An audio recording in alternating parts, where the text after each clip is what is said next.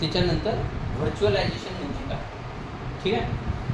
Virtual म्हणजे सरळ आपण आभासी म्हणू. आत्ताच आपण म्हटलं की एखादं डिव्हाइस चालवायचं असेल तर त्याच्यावर तो डिव्हाइस चालवणारा प्रोग्राम असायला पाहिजे, ठीक आहे. म्हणजे एक माझ्याकडे कम्प्युटर आहे तर मला पहिल्यांदा त्याच्यात कुठला तरी प्रोग्राम टाकावा लागेल आणि त्याच्यानंतर मी ते कम्प्युटर चालवू शकतो. म्हणजे त्याला हँडल आपल्याला करता येईल, काय त्या कम्प्युटरला सांगायचं, हार्डवेअर पार्टला सांगायचं ते सांगेल.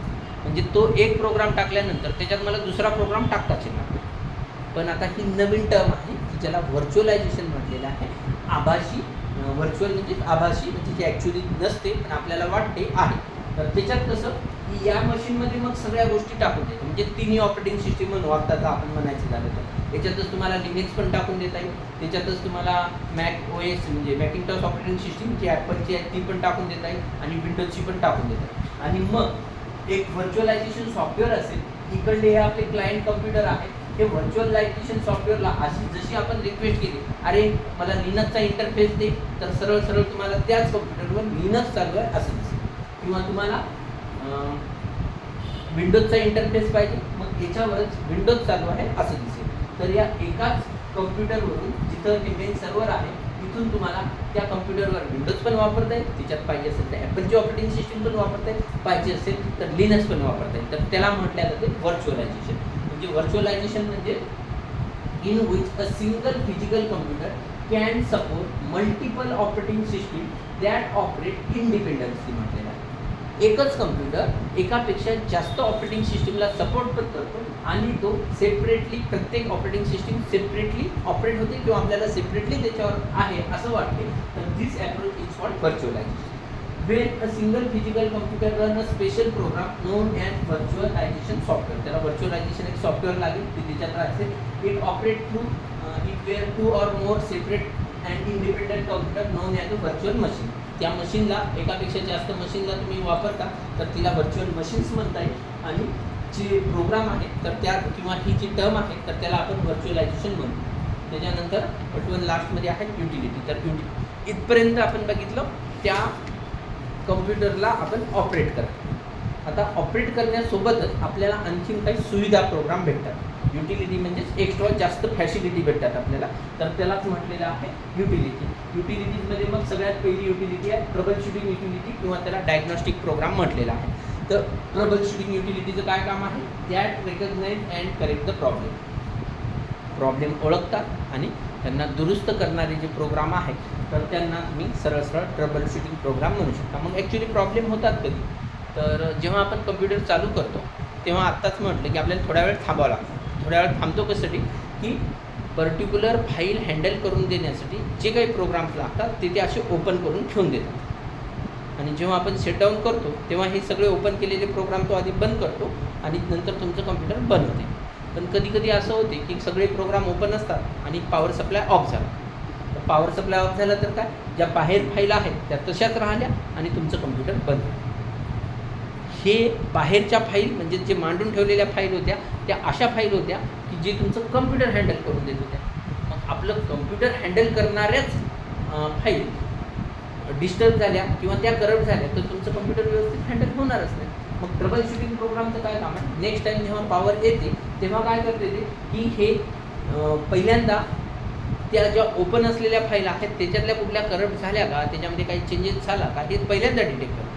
आणि जर काही नसेल तर व्यवस्थित तुमचं कम्प्युटर चालू करते, पण काही असेल तर हे ट्रबल शूटिंग प्रोग्राम त्याच्यातल्या एरर कनेक्ट करण्याचा प्रयत्न करते आणि मग ते सगळे एरर करेक्ट करून व्यवस्थित फाईल जशाच्या तशा रिस्टोअर करून तुम्हाला तुमची फाईल किंवा तुमचा प्रोग्राम ओपन करून देते. तर त्याला म्हटलं जाते ट्रबल शूटिंग प्रोग्राम किंवा डायग्नॉस्टिक प्रोग्राम. मराठीत म्हणायचं झालं तर स्पष्ट तुम्ही म्हणू शकता चुका दुरुस्त करणारा प्रोग्राम. ट्रबल शूटिंग प्रोग्राम म्हणजे चुका दुरुस्त करणारा प्रोग्राम. आणि चुका होतात कधी म्हटलं आपण, पॉवर सप्लाय डायरेक्टली ऑफ झाला तर त्याच्यातल्या फाईल निघून जातात, तर त्याला सरळ सरळ एरर झाल्या वगैरे म्हणू शकतो आणि ते करेक्ट करणारा तो प्रोग्राम आहे. त्याच्यानंतर अँटीव्हायरस प्रोग्राम, सरळ नावाप्रमाणेच आहे, व्हायरसपासून ते रक्षण करेल तर त्याला तुम्ही अँटीव्हायरस प्रोग्राम म्हणू शकता.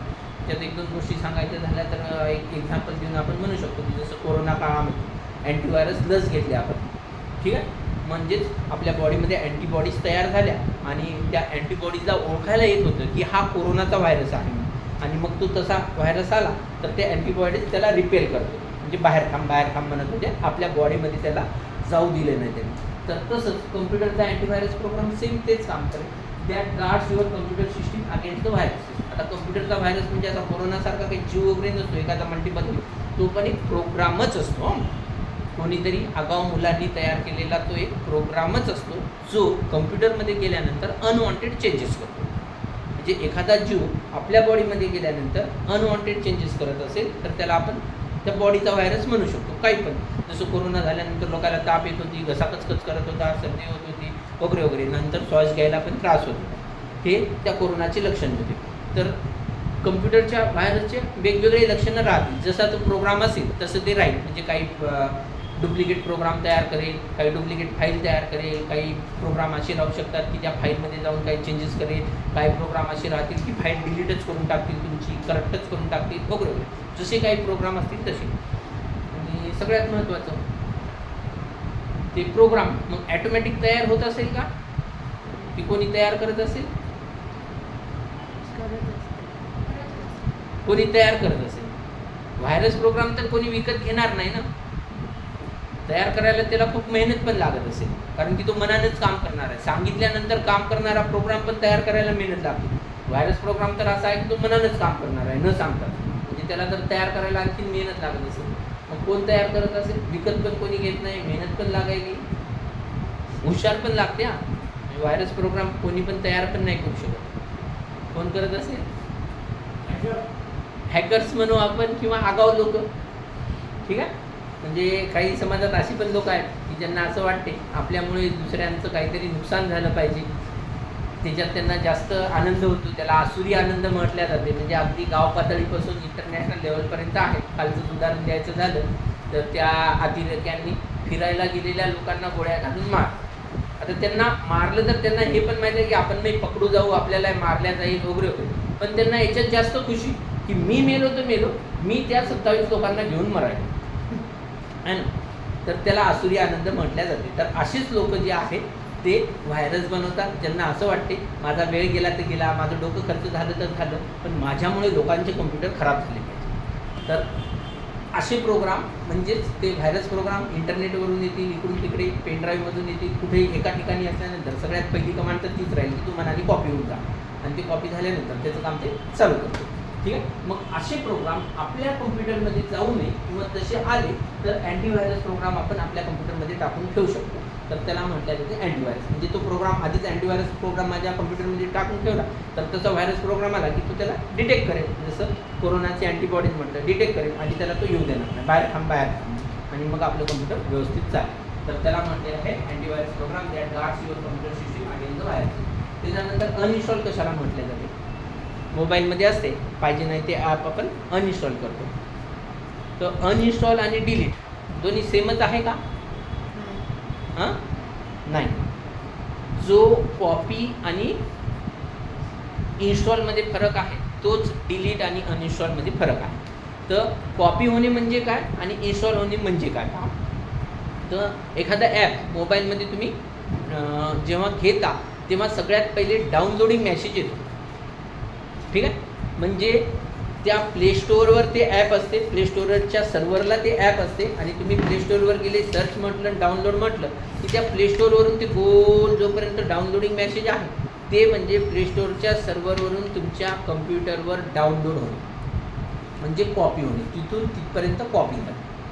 आणि हे पूर्ण डाउनलोड कंप्लीट झालं की मग इन्स्टॉलेशन मेसेज येतो. म्हणजे डाउनलोडिंग म्हणजे कॉपी, आणि मग इन्स्टॉलेशन म्हणजे काय, तर इन्स्टॉलेशन म्हणजे ती जी फाईल आहे त्याला तो डिकॉम्प्रेस करतो. ठीक आहे, किंवा एक्स्ट्रॅक्ट करतो. म्हणा जी फाईल आली तिला एक्स्ट्रॅक्ट करतो, तिचे खूप सारे फाईल फोल्डर तयार होतील, आणि मग मोबाईलमध्ये पर्टिक्युलर प्रोग्राम रन होण्यासाठी त्या फाईल जिकडे जिकडे लागतात तिकडे तिकडे जाऊन त्या कॉपी होऊन जातात. फाईलच असतील, कॉपीज एक प्रकारचं इन्स्टॉलेशन म्हणजे पण कॉपीज आहे, पण आपल्यालाच माहीत नसते की किती फाईल्स आहेत आणि कोणत्या फाईल कोण्या ठिकाणी कॉपी करायच्या.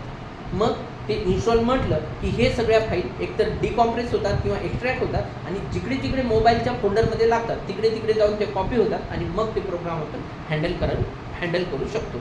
आणि याच गोष्टीमुळे जेव्हा आपल्याला तो प्रोग्राम पाहिजे नाही तर आपल्यालाच माहीत नसते की किती फाईल आहेत आणि कोणत्या कोणत्या प्रोग्रामच्या कुठं कुठं जाऊन ॲड झाल्या. मग तितक्या ठिकाणी जाऊन आपण ते डिटेक्ट करून डिलीटही नाही करू शकत. त्याच्यापेक्षा एक सिम्पल टूल दिलं त्यांनी, अनइन्स्टॉल. अनइन्स्टॉल म्हटलं की तो मनाने डिटेक्ट करतो, हां या प्रोग्रामच्या फाईल आपण कुठं कुठं सेव्ह केली, त्या तिकडं त्या सगळ्या फाईल्स घेतो आणि त्यांना तो उडून टाकतो किंवा डिलीट करून टाकतो. तर त्याला तुम्ही म्हणू शकता अनइन्स्टॉल. म्हणजे अनइन्स्टॉलमध्ये काय होते तर सरळ सरळ प्रोग्राम निघून जातो. ठीक आहे. म्हणून अनइन्स्टॉलमध्ये लिहिलं आपण that allow you to safely and completely remove unneeded program. जे प्रोग्राम आपल्याला पाहिजे नाही ते आपण सुरक्षित पद्धतीने काढण्याची जी प्रोसेस आहे त्याला आपण अनइन्स्टॉल म्हणतो. अनइन्स्टॉल केल्यामुळे मोबाईलमधली किंवा कम्प्युटरमधली जागा फ्री होईल आणि तेवढंच ती थोडं फास्ट चालेल. हा अनइन्स्टॉलचा फायदा असतो. आणि इन्स्टॉलचा काय फायदा आहे की त्याच कम्प्युटरमध्ये किंवा त्याच मोबाईलमध्ये आपल्याला जास्ती आणखीन एक वेगळं ॲप्लिकेशन करता येते, पण त्या गोष्टीमुळे आपल्या मोबाईलची थोडी जागा पण युटिलाइज होईल आणि थोडा स्लो पण चालू शकतो. ठीक आहे. त्याच्यानंतर बॅकअप. सेम बॅकअप तर किती वेळा नाव ऐकलं असेल. सेम फाईल दुसरीकडे कॉपी करून ठेवण्याची जी प्रोसेस आहे तिला आपण बॅकअप म्हणतो. आणि मग त्याचा फायदा काय होईल की ओरिजिनल फाईल डिलीट जरी झाल्या तरी बॅकअप घेतलेल्या फाईल पुन्हा आपण रिस्टोअर केल्या की सरळ आपल्याला त्या फाईल मिळून जाते. तुम्ही तुमच्या फोटोचं बॅकअप घेऊ शकता, कॉन्टॅक्टचं बॅकअप घेऊ शकता. जे गुगल फोटोजवर एक प्रकार जे आपण फोटो अपलोड करतो तर ते एक प्रकारचं बॅकअप म्हणता येईल आपल्याला. आपला मोबाईल जरी खराब झाला तरी ते गुगल फोटोवर आहे तिकडून रिस्टोअर केले की पुन्हा आपल्याला डाउनलोड करून पाहिजे असेल तर प्रिंटही मारता येतात किंवा मोबाईलमध्ये पण घेता येतात. किंवा कॉन्टॅक्टचं बॅकअप मी म्हटलं होतं की गुगल जीमेलच्या कॉन्टॅक्ट्समध्ये ते टाकून द्या किंवा गुगलचंच कॉन्टॅक्ट नावाचं एक सेपरेटली ॲप आहे, वाटलं तर ते डाउनलोड करायचं. त्याच्यात तुमचे कॉन्टॅक्ट एक्सपोर्ट केले, मेल आय डीनेच ते लॉग इन होते, एक्सपोर्ट केले की ते तिकडे चालले जातात. तुम्ही किती जरी मोबाईल बदलले, मोबाईल हरवला तरी तिकडून ते प्रत्येक वेळेस तुम्हाला इम्पोर्ट करून घेता येतात. तर ते झालं बॅकअप. म्हणून बॅकअपमध्ये लिहिलं that make a copies of file to be used in case of original file lost. म्हणजे जुन्या फाईल लॉस्ट झाल्या तर तिथून आपल्याला भेटू. आणि फाईल कॉम्प्रेशन, त्या पिक्चर्सला आपण राईट क्लिक करून फाईलला कॉम्प्रेस केलं म्हणजे सरळ सरळ तेवढ्याच फाईल कमी जागेमध्ये तुम्हाला स्टोअर करता येतात. तर त्याला तुम्ही फाईल कॉम्प्रेशन प्रोग्राम म्हणू शकता. म्हणून फाईल कॉम्प्रेशनमध्ये that reduce the size of file so they require less storage space. म्हटलं कॉम्प्रेस केलं तर पुन्हा कमी जागेमध्ये आपल्याला जास्तीची इन्फॉर्मेशन स्टोअर करता येईल. तर ते झाले फाईल कॉम्प्रेशन प्रोग्राम. त्याच्यानंतर विंडोज युटिलिटीमध्ये बॅकअप प्रोग्राम. बॅकअपचं काय काम आहे तर पुन्हा तेच हे विंडोजच्या आहे, स्पेशल आहे विंडोजमध्ये भेटतात. स्टार्टमध्ये तुम्हाला that make a copies of file. Disk cleanup. Disk cleanup काय करतात तर identifies and eliminate non essential file. आता नॉन इसेन्शियल इथं डिस्क क्लीनअप नावाची युटिलिटी आहे. डिस्क क्लीनअप म्हटलं आपण आणि ओके म्हटलं तर हे काय करते की मनानेच तुमच्या कम्प्युटरमधले नॉन इसेन्शियल फाईल डिलीट करते किंवा पहिल्यांदा शोधून देते ना आपण ओके म्हटलं की ते डिलीट पण करून देते. हे एवढ्या सांगितल्या ह्या सगळ्या नॉन इसेन्शियल आहेत, ह्या डिलीट केल्या तर काहीही फरक पडत नाही. ठीक आहे. मग कोणत्या असतात तर एकतर रिसायकल बिनमधल्या फाईल महत्त्वाच्या किंवा काही टेम्पररी फाईल म्हणजे तुम्ही काम करताना त्याला काही फाईल्स लागतात, सपोर्टिंग फाईल्स लागतात आणि मग तो तेव्हा पुरत्या तयार करतो आणि तुमचं काम झालं तरी ते तशाच कम्प्युटरवर राहतात, मग ते निघून जात नाही. तर हे डिस्क क्लीनअप नावाची युटिलिटी आहे. डायरेक्टली इथे सर्च केलं तरी डिस्क क्लीनअप दिसेल. ते सगळ्या अशा फाईल शोधते. त्या फाईल डिलीट केल्या तरी कम्प्युटरला काही फरक पडणार नाही. एवढ्या सगळ्या ते अननेसेसरी फाईल आहे सांगते. आपण डिलीट म्हटलं तर ते कायमच्या डिलीट झाल्या. म्हणजे तुमच्याही मोबाईलमधून बिनमधून डिलीट करणे एखाद्या फाईल म्हणजे सरळ सरळ डिस्क क्लीनअप आपण म्हणू शकतो. तर डिस्क क्लीनअप केलं तर काय होते सरळ आपल्याला जास्तीची जागा भेटेल. म्हणजे डिस्क क्लीनअप युटिलिटी काय करते identify and eliminate non essential file म्हटलेलं आहे. आणि त्याच्यातलं लास्ट आहे डीप फ्रॅगमेंट. फ्रॅगमेंट्स म्हणजे तुकडे आणि डीप फ्रॅगमेंट्स म्हणजे मग त्याला त्या तुकड्यांना एकत्र करणं. ॲक्च्युली तुकडे होतात कधी, करतात कधी, काय नाही वगैरे वगैरे. तर हे जनरली तुमच्या हार्ड डिस्कची रचना आहे म्हणू शकता. म्हणजे जेव्हा तुम्ही पेन ड्राईव्ह, मेमरी कार्ड किंवा इंटरनल मेमरी फॉर्मॅट मारता तेव्हा ते अशा गोल गोल गोल सर्क्युलर रिंग्स तयार होतात. तर हे गोल सर्क्युलर रिंग्स जे आहेत त्याला कॉन्सेंट्रिक सर्कल म्हटलेलं आहे. ॲक्च्युली सगळ्यांचं एकच सेंटर असलेलं कॉन्सेंट्रिक सर्कल हे तयार होतात आणि त्याच्यामध्ये जेव्हा तुम्ही फाईल सेव्ह करता हे सर्कल झाले, त्या सर्कलचे छोटे छोटे भाग झाले आणि नंतरच्या एका चॅप्टरमध्ये येणार होता ते छोटे छोटे भाग जे आहेत तर त्यांना सेक्टर्स म्हटल्या जाते. गोल गोल गोल सर्कल आणि मग हे सेक्टर्स. तर जेव्हा तुम्ही फाईल सेव्ह करता पहिल्यांदा ती इथं सेव्ह होते, नंतर इथं सेव्ह होते, नंतर इथं सेव्ह होते, मग कधी इकडे सेव्ह होते, कधी चुकून त्याच्याने एखादं सुटलं तर कधी इकडे सेव्ह होते वगैरे वगैरे. ठीक आहे, असं ते सेव्ह होत जाते. म्हणजे तुम्ही जेव्हा नवीन कम्प्युटर आहे किंवा नवीन मोबाईल आहे काही दिवस व्यवस्थित चालते, पण त्याच्यानंतर 6 महिन्यानं वर्षानं आपण म्हणू एखादी मोठी फाईल तुम्ही सेव्ह करायला गेले तर त्याला असे लागून सेक्टर्स नाही भेटले. म्हणजे कधीतरी फास्टमध्ये इकडं सेव्ह केलं, कधी फास्टमध्ये इकडं सेव्ह केलं, लागून सेक्टर्स नाही भेटले तर फ्रीमध्ये स्पेस तर दाखवेल, पण लागून सेक्टर्समध्ये तुमची फाईल सेव्ह होणार नाही.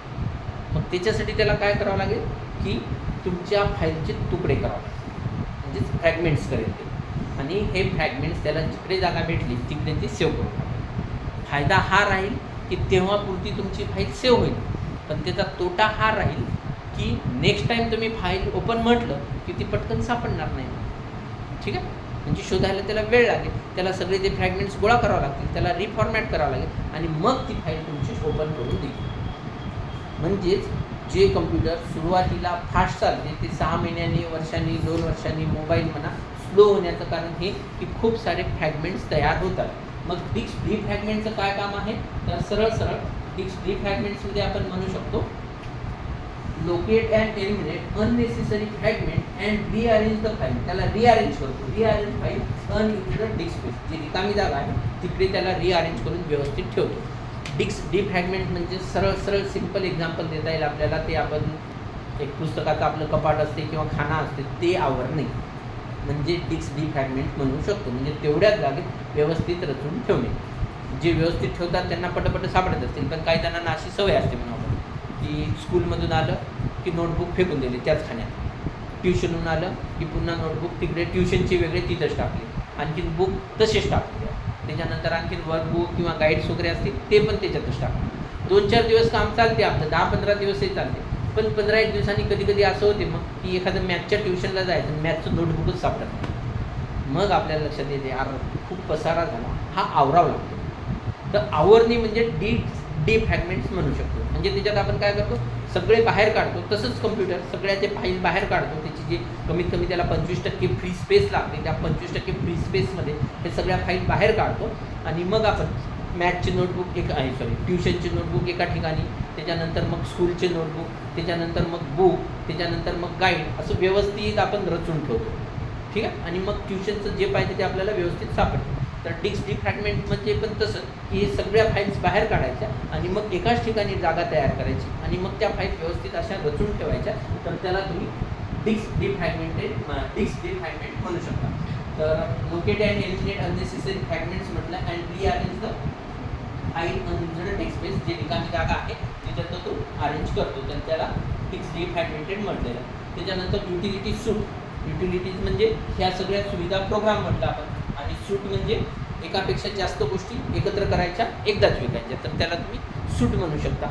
जसं आधी आपण अँटीव्हायरसचा सूट वगैरे बघितलं होतं, तर तसंच हे युटिलिटी सूट आहे. मग युटिलिटी सूट कशाला म्हणताय, combine several program into one package. एकापेक्षा जास्त प्रोग्राम एकाच ह्याच्यात करायचे आणि एकदाच विकायचे. Buying the package is less expensive than buying the program separately. म्हणजे त्याच्यात ग्राहकाचा फायदा हा राहील की प्रत्येक प्रोग्राम वेगवेगळ्या विकत घेण्यापेक्षा एकदाच सगळे ग्रुपवाले प्रोग्राम आपण विकत घेतले तर आपल्याला ते स्वस्तात. ठीक आहे, आणि कंपनीचा फायदा हा आहे की त्यांचे एकापेक्षा जास्त प्रोग्राम एकदाच विकले जातात. म्हणजे त्याच्यात दोघांचाही फायदा राहतो, एकापेक्षा जास्त प्रोग्राम एकदाच विकले चालले, आणि ग्राहकाचा फायदा हा की एकापेक्षा जास्त प्रोग्राम ते एकदाच विकत घेत आहे, त्याच्यामुळे त्याला स्वस्त पडत आहे. तर असे एकापेक्षा जास्त प्रोग्राम एकत्र करून एकदाच जे विकल्या जातात तर त्यांना सूट म्हटल्या जातात. म्हणून युटिलिटी सूटमध्ये दिला आपण combine several program into one package and buying the package is less expensive than buying the program separate. दोन मोठ्या प्रमाणात आहेत, एक नॉर्टन युटिलिटी सूट आणि बिट डिपेंडर वगैरे मोठ्या प्रमाणात वापरल्या जातात. आणि बटन लास्टमध्ये आहे बस 2 स्लाईड राहिल्या. डिवाइस ड्रायव्हर कशाला म्हणायचं, तर आधी पण आपण सांगितलं की सपोज आपण म्हटलं की हे प्रिंटर आहे, नाही आहे प्रिंटर, आपण एक एक्झाम्पल घेऊ.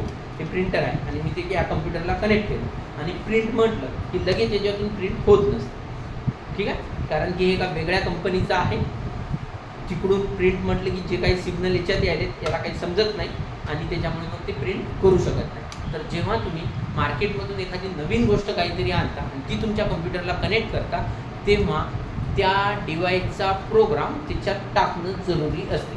म्हणजे प्रिंटरसोबत प्रिंटरचा प्रोग्राम त्याच्यात टाकावा लागतो, ज्याला आपण प्रिंटरचे ड्रायव्हर किंवा प्रिंटरचा इन्स्टॉलेशन प्रोग्राम वगैरे म्हणू शकतो. तर ड्रायव्हर टाकणे किंवा इन्स्टॉलेशन प्रोग्राम म्हणजे टाकणे म्हणजे काय, याच्यासोबत एकतर ते सीडीमध्ये येते किंवा नेटवरूनही तुम्ही डाउनलोड करू शकता. याला सगळं कनेक्ट केलं की याचं मॉडेल नंबर टाकायचं, कंपनी टाकायची आणि ते मग नेटवर भेटते. तो प्रोग्राम डाउनलोड करायचा, आपल्या कम्प्युटरमध्ये इन्स्टॉल करायचा आणि त्याच्यानंतर मग सपोज या स्लाईडची मी प्रिंट म्हटलं तर सगळ्यात पहिले याचे सगळे सिग्नल त्या प्रिंटरच्या प्रोग्राममध्ये जातात आणि प्रिंटरचा प्रोग्राम त्याला अशा भाषेत रूपांतर करते की जे याला समजेल आणि मग तिकडून ते इकडे येते. त्याच्यानंतर प्रिंट होते. नाहीतर प्रिंट होऊ शकत नाही. तुमच्याकडे म्हणू आपण 50,000चे कम्प्युटर असेल आणि 10-20 लाखाची काय 1 करोडची मशीन आणली आणि तुमच्याकडे त्याचे ड्रायव्हर नसतील तर त्या 1 करोडच्या मशीनची 0 किंमत. कारण की उपयोगच काही नाही, फक्त ती दिसायला फोटो काढता येईल त्याचा, पण त्याचा वापर आपल्याला करता येणार नाही. तर हे कुठलेही डिव्हाइस तुम्ही कम्प्युटरला जेव्हा कनेक्ट करता तेव्हा हे डिव्हाइस आणि ते कम्प्युटर यांच्यामध्ये कम्युनिकेशन होण्यासाठी एक प्रोग्राम लागतो. तर त्याला म्हटल्या जाते डिव्हाइस ड्रायव्हर. कम्युनिकेशन होण्यासाठी प्रोग्राम कशासाठी लागतो की याला काहीतरी वेगळ्या भाषेतले सिग्नल समजतात, याला नेमकं कोण्या भाषेतले सिग्नल समजतात हे तिकडून जे देणारा प्रोग्राम आहे तर त्याला तुम्ही सरळ सरळ डिव्हाइस ड्रायव्हर म्हणू शकता. ठीक आहे. म्हणून डिव्हाइस ड्रायव्हरचं काय काम आहे, तर device driver program that allow particular input or output device, कुठलं पण कम्प्युटरच्या आतमध्ये माहिती टाकणारे डिव्हाइस किंवा बाहेर घेणारे input or output device to communicate with the rest of computer system. बाकीच्या कम्प्युटर सिस्टीमसोबत कम्युनिकेट करून देणारं जे प्रोग्राम आहे तर त्याला आपण सरळ सरळ डिव्हाइस ड्रायव्हर म्हणू शकतो. खूप सिंपल सांगायचं झालं तर जसं आपण म्हटलं होतं गाडीचा ड्रायव्हर गाडी चालवतो तसं डिव्हाइस ड्रायव्हर सरळ सरळ डिव्हाइस चालतो. ठीक आहे. आणि लास्टमध्ये आहे लँग्वेज ट्रान्सलेटर. लँग्वेज ट्रान्सलेटर कशाला म्हणायचं, तर हा एक प्रोग्राम आहे. जरी तुम्हाला इंग्लिश लँग्वेजमध्ये दिसत असला तरी तो HTML मध्ये लिहिलेला आहे. HTML नावाची लँग्वेज असते, त्याच्यात तो प्रोग्राम लिहिलेला आहे. ठीक आहे. तर हा कोणी लिहिला, मग प्रोग्रामरने लिहिला. कोण्या भाषेत लिहिलेला आहे, प्रोग्रामिंग भाषेत लिहिलेला आहे. पण हे अशीच प्रोग्रामिंग भाषा या हार्डवेअर पार्टला समजणार नाही. याला ती सिग्नल, याला फक्त सिग्नल समजतील, याला फक्त मशीन लेवल लँग्वेज समजेल. ठीक आहे. तर म्हणून या प्रोग्रामरनी या प्रोग्रामिंग भाषेमध्ये लिहिलेला प्रोग्राम याला समजेल अशा भाषेत रूपांतरित करून देणारे किंवा हे प्रोसेस करू शकेल अशा भाषेत रूपांतरित करून देणारे जे प्रोग्राम आहे तर त्याला म्हटलं जाते मग सरळ सरळ लँग्वेज ट्रान्सलेटर. म्हणून लँग्वेज ट्रान्सलेटरमध्ये आपण काय लिहिलं, सरळ सरळ convert a programming instruction written by programmer into a language that computer understand and process. म्हणजे प्रोग्रामरने प्रोग्रामिंग इन्स्ट्रक्शनमध्ये लिहिलेल्या प्रोग्रामचं रूपांतर कम्प्युटरला समजेल आणि कम्प्युटर प्रोसेस करू शकेल अशा भाषेत रूपांतरित करून देणारे जे प्रोग्राम आहेत तर ते आहेत लँग्वेज ट्रान्सलेटर. आणि ते पण तुमच्या सिस्टीम सॉफ्टवेअरमध्येच असतात. म्हणजे सिस्टीम सॉफ्टवेअरमध्ये युटिलिटीज असतात, त्याच्यानंतर डिव्हाइस ड्रायव्हर असतात, त्याच्यानंतर utilities, device driver, language translator आणि ऑपरेटिंग सिस्टीम असे 4 महत्त्वाचे प्रोग्राम असतात. ऑपरेटिंग सिस्टीमच जास्त होतं, बाकीचं एका स्लाईडमध्ये निपटून.